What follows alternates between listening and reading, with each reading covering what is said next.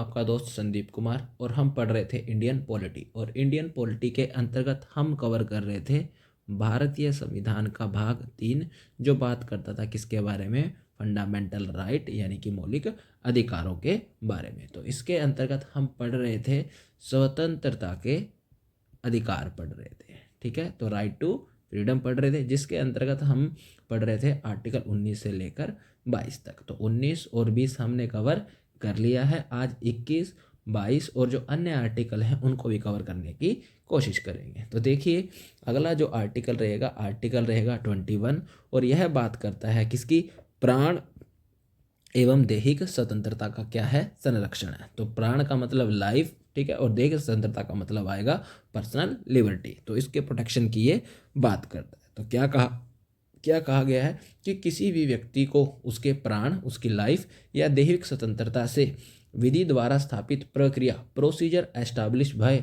Law, मतलब कानून में जो लिखा होगा उसके तहत के बिना वंचित नहीं किया जा सकता। मतलब कि सरकार जो है या राज्य जो है मन मर्जी से किसी भी व्यक्ति से उसकी लाइफ छीन नहीं सकती। लाइफ छीनना है तो आपको कानून का पालन करना पड़ेगा। कानून में जो लिखा है रूल एंड रेगुलेशन, उन्हीं के अनुसार आप व्यक्ति से व्यक्ति की लाइफ छीन सकते हैं। तो उसी चीज़ को बोला जाता है प्रोसीजर एस्टैब्लिश बाय लॉ, की विधि द्वारा स्थापित प्रक्रिया के माध्यम से ही हम किसी से किसी की लाइफ छीन सकते हैं। मन मर्जी से हम उससे उसकी लाइफ छीन नहीं सकते, ठीक है।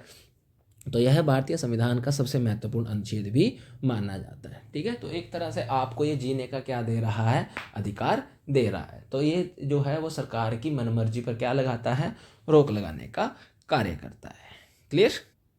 तो देखिए, अब इस कानून में क्या हुआ है, एक महत्वपूर्ण बदलाव किया गया है, और वो बदलाव कब आया है, 1978 के समय आया। तो एक केस आएगा मेनका गांधी बनाम इंडियन यूनियन केस, ठीक है। तो इससे पहले क्या हुआ करता था, 1978 में सरकार कोई भी कानून बनाकर, ठीक है, किसी की भी आज़ादी क्या कर सकती थी, छीन सकती थी। लेकिन 1978 में ये केस जो है मेनका गांधी का कहाँ जाएगा, सुप्रीम कोर्ट जाएगा। फिर सुप्रीम कोर्ट जो है अपनी जजमेंट लेकर आएगी और उस जजमेंट में कहेगी, ठीक है, कि सरकार जो है मन मर्जी के कानून बनाकर किसी से उसकी स्वतंत्रता नहीं छीन सकती। अब हम जो है, ठीक है, जो हमने पहले जो कानून में लिखा है हम उसको बदल रहे हैं। अब इस बार जो हम चेक करेंगे वो क्या चेक करेंगे कि कानून क्या फेयर है, उचित है या नहीं, कानून जस्ट है, न्यायपूर्ण है या नहीं, या फिर रिजनेबल या फिर तर्कसंगत है या नहीं है, ठीक है। तो मतलब ये चीज़ गई है। तो पहले 1978 से पहले क्या था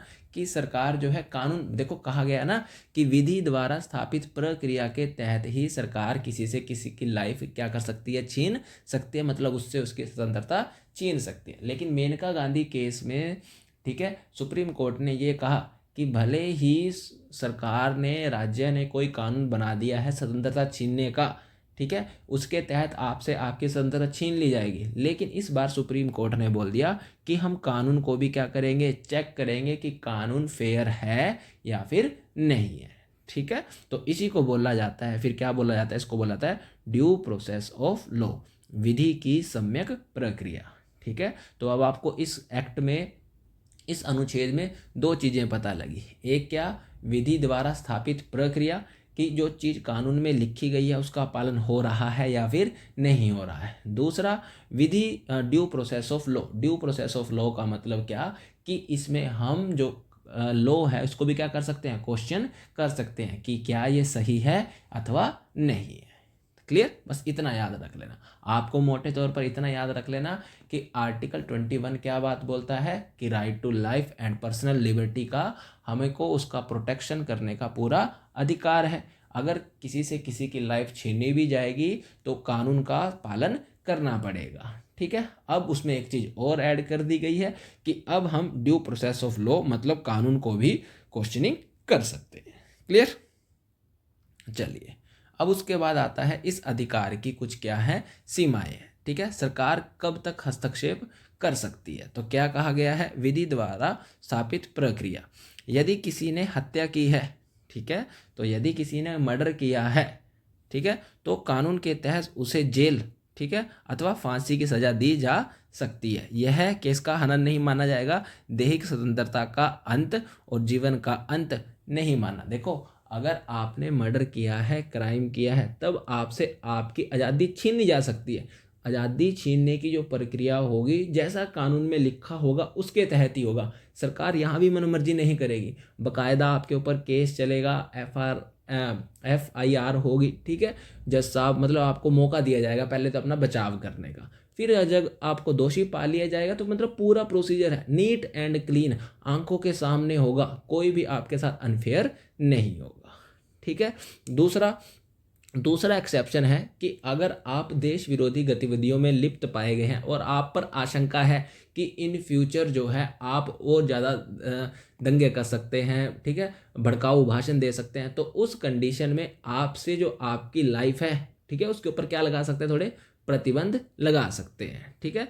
तो यहाँ पर वही लिखा हुआ है, सार्वजनिक सुरक्षा के मामले में, पब्लिक सेफ्टी के मामले में, समाज में शांति बनाए रखने के लिए निवारक निरोध प्रिवेंटिव डिटेंशन के तहत हिरासत में लिया जा सकता। अब आप ये नहीं बोलोगे कि मेरे से जो है मेरी स्वतंत्रता छीन लिया, मतलब जब आप पर क्या होगा, शक होगा कि आप जो है मतलब पहले रहे होंगे कभी ना कभी देश विरोधी गतिविधियों में लिप्त रहे होंगे।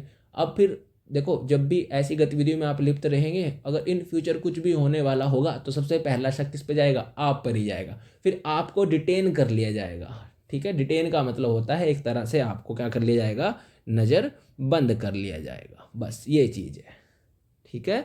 तो आपसे आपकी लाइफ अगर कोई छीनेगा तो उसको कानून का क्या करना पड़ेगा, पालन भी करना पड़ेगा। लेकिन अगर आपने मर्डर किया है, अब आपसे आपकी लाइफ छीनी जाएगी, तो बाकायदा कानून का क्या करना पड़ेगा, हमको पालन करना पड़ेगा। और अगर आप पे शक है तो आपसे आपकी स्वतंत्रता पर क्या लगा सकता है, प्रतिबंध लग सकता है, आपके राइट जो है वो सस्पेंड हो सकते हैं। तब आपको उसको ये नहीं बोलोगे कि ये जो है मेरे मौलिक अधिकारों का क्या हो रहा है, हनन हो रहा है। मैं उम्मीद करता हूँ कि अच्छे से समझ आ गया होगा आर्टिकल 21, ठीक है। अब इसी आर्टिकल 21 के अंतर्गत, ठीक है, बहुत सारे राइट हैं। सुप्रीम कोर्ट ने अपनी अनेक जजमेंट में, ठीक है, मतलब अनेक जजमेंट में इस अधिकार को क्या करा है, इवोल्व करा है, मतलब नए नए अधिकार लेकर आए हैं। जैसे, ठीक है, तो भारत में घूमने का अधिकार, तो with in the territory of India, तो वो आपको कौन देता है, आर्टिकल 19 देता है। लेकिन विदेश में घूमने का अधिकार, ठीक है, ये आपको कौन देगा, आर्टिकल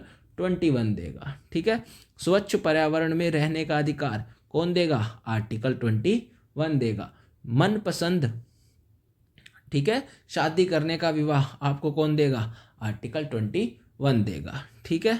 अच्छी नींद लेने का अधिकार कौन देगा आपको, आर्टिकल 21 देगा, ठीक है। आवास का अधिकार, राइट टू शेल्टर, ठीक है, कौन देगा, आर्टिकल 21 देगा। तो लास्ट में मैं PDF जो मैंने डाली है उसमें मैं एक चीज़ ऐड कर दूंगा कि सुप्रीम कोर्ट ने अपनी जजमेंट के तहत, अब ये पूरी की पूरी कम से कम 30-40 राइट हैं इसी के अंतर्गत, किसके अंतर्गत, right to life and personal liberty के अंतर्गत। इसके अंदर कम से कम 30 से 40 मौलिक अधिकार मतलब राइट्स आएंगे हमारे, जो सुप्रीम कोर्ट ने अपनी जजमेंट के तहत इस आर्टिकल का जो दायरा है उसको क्या कर दिया है, ब्रॉड कर दिया कि right to life and personal liberty का दरअसल में मतलब क्या। तो इसके अंतर्गत ये सारे के सारे राइट हम लोगों को मिल रहे हैं, ठीक। अब देखिए इसी के अंतर्गत आएगा, क्या जीवन के अधिकार में मरने का अधिकार शामिल है या नहीं है, तो राइट टू डाई, ठीक है, मरने का अधिकार। देखो, जीने के अधिकार में राइट टू लाइफ के अंतर्गत मरने का अधिकार शामिल है या नहीं है, तो क्वेश्चन ये उठता है कि भाई मरना भी तो मेरे को, मरने का अधिकार, अगर मेरे को जीने का अधिकार है तो मेरे को मरने का अधिकार भी होना चाहिए। क्या ये मरने का अधिकार आर्टिकल 21 के अंतर्गत आता है या नहीं आता, तो ध्यान रख लेना, आंसर है नहीं, ठीक है। तो इसके अंतर्गत अब हमारे पास 2 इशू आ जाते हैं। पहला इशू आता है किसका, आत्महत्या का, सुसाइड का, ठीक है। तो कोशिश करना क्या है, आत्महत्या की कोशिश करना भी क्या है, पनिशबल है, ठीक है, मतलब दंडनीय अपराध है। लेकिन अब मानसिक स्वास्थ्य के आधार पर इसमें क्या दे दी गई है, ढील वगैरह, इसमें छूट वगैरह दे दी गई है। तो देखो, कई लोगों को टॉर्चर किया जाता है, जब टॉर्चर किया जाता है तो वो लास्ट कदम जो उनको सूझता है वो क्या होता है, सुसाइड करने का ही सोचता है। पर ऊपर से अगर वो देखो पहली वो परेशान है, अगर वो बच गया फिर उसके ऊपर हम केस चला देंगे, तो ऐसा नहीं है। तो थोड़ी सी अब इस मामले में क्या दी गई है, कोर्ट के द्वारा रियायत दी गई है। दूसरा होता है हमारे पास इच्छा मृत्यु, इथुनेशिया, ठीक है, इथुनेशिया। इच्छा मृत्यु क्या होगा कि अगर कोई मान लीजिए ऐसी बीमारी से ग्रसित है जिसका मतलब इलाज संभव ही नहीं है, अब वो कोमा में पड़ा है, मतलब 20-30 साल हो गए, अब उम्मीद ही नहीं है, वेंटिलेटर के ऊपर पड़ा है, तो अब वहाँ क्या करेंगे, वो ठीक होने की कगार, डॉक्टर ने जवाब दे दिया कि इसका वेंटिलेटर अगर हटा देते हैं तो ये खत्म हो जाएगा, अगर लगा के रखो तो जिंदा रहेगा। तो ऐसी कंडीशन में, ठीक है, तो ऐसी कंडीशन में कहा जाता है कि असाध्य जो बीमारियां होंगी में लाइफ सपोर्ट हटाना, ठीक है, लाइफ सपोर्ट हटाना, ठीक है, विशेष परिस्थितियों में, ठीक है, इसकी अनुमति क्या है, वैलिड है। लेकिन एक्टिव इथुनेशिया ये क्या है, प्रतिबंधित है। मतलब एक्टिव इन द सेंस कि बंदा ठीक है, उसको हम, वो कह रहा है कि मेरे को बस, वो क्या है, वो ठीक है, सिर्फ उसके पास मान लो दिवालिया हो गया, वो कह रहा है मेरे को मार दो अब, तो ऐसा नहीं। कब कब वैलिड है इच्छा मृत्यु, कब है कि जब वो ऐसी बीमारी से ग्रसित है, बहुत लंबे समय से है, अब इलाज करने वाला भी उसका परेशान, देख रेख करने वाला भी परेशान कि ठीक होगा या नहीं होगा, तो उस कंडीशन में। तो ध्यान रख लेना, जब व्यक्ति क्या होगा, असहाय होगा, तो उसको बोला जाएगा पैसिव इथुनेशिया, ठीक है, पैसिव।